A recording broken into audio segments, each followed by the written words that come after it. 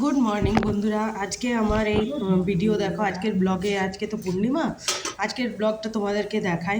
আমার স্নান টান হয়ে গেছে, আমি স্নান টান করে নিয়ে, আজকে পূর্ণিমার দিন তো, পূর্ণিমার দিনে স্নান টান করে রান্না বান্না করি, তাই তোমাদের সঙ্গে শেয়ার করছি। দেখো আমি কি কি রান্না করব সেটা তোমাদের সঙ্গে কথা বলতে বলতে রান্না করে নিতে পারবো, রান্না হয়ে যাবে। অ্যাকচুয়ালি অফিস 10টা থেকে, তো 10টা থেকে অফিস আছে, তাই আমি ভাবলাম যে কি রান্না করি ফটাফট করে হয়ে যাবে।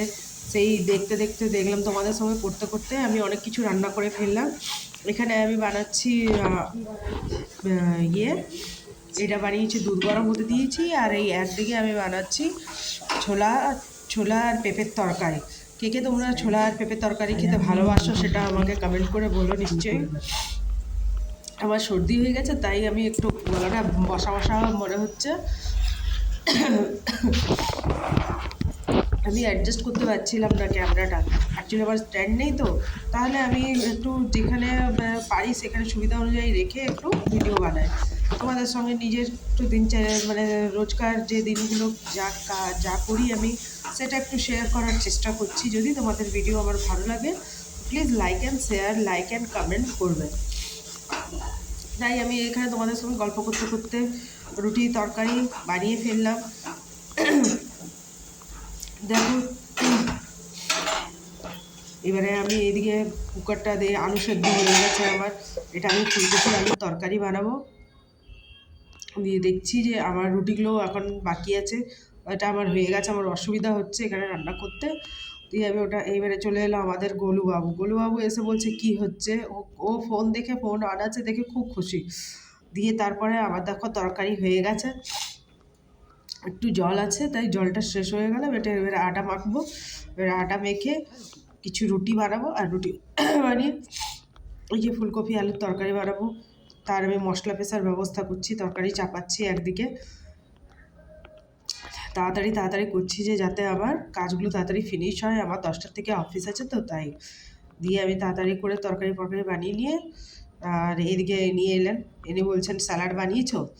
দিয়ে উনি স্যালাড বানাতে নিজে লাগলেন, স্যালাড বানালেন, স্যালাড বানিয়ে নিয়ে উনি চলে গেলেন। তারপরে আমি নিজের কাজে লাগলাম, আমার রুটি তরকারি হয়ে গেছে, আমার ফুলকপি আলুর তরকারিও হয়ে গেছে। এবারে আমি সব কিছু ধীরে ধীরে গোছগাছ করে এই যে ফুলকপি আলুর তরকারি বানাচ্ছি। আর আমার চোখগুলো দেখছো তো, আমার খুব সর্দি হয়েছে। আমার সর্দি হলে খুব মানে অস্বস্তি ফিল হয়।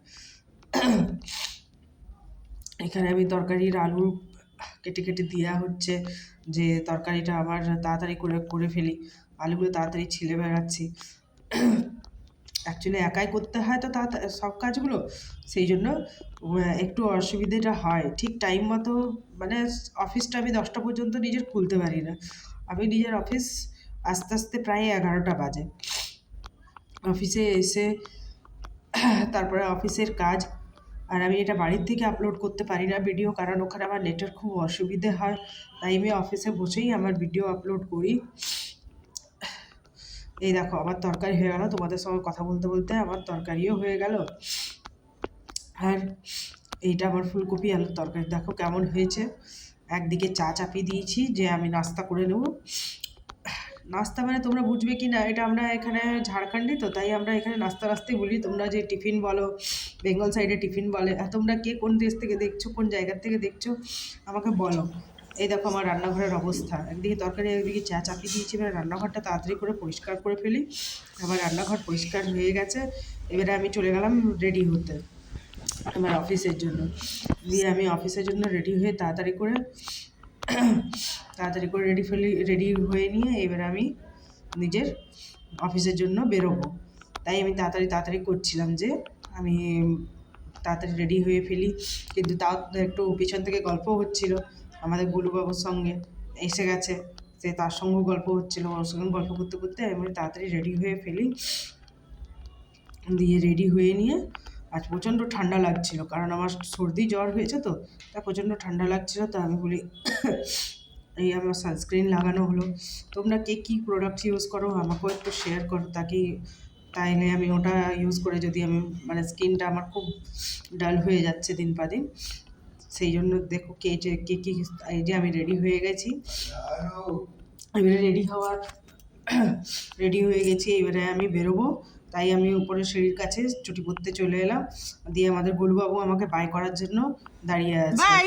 এই যে ও বলছে আমাকে কোলে নাও, আমাকেও নিয়ে চলো। যদি তোমাদের আমার ভিডিও ভালো লাগে, লাইক অ্যান্ড সাবস্ক্রাইব করে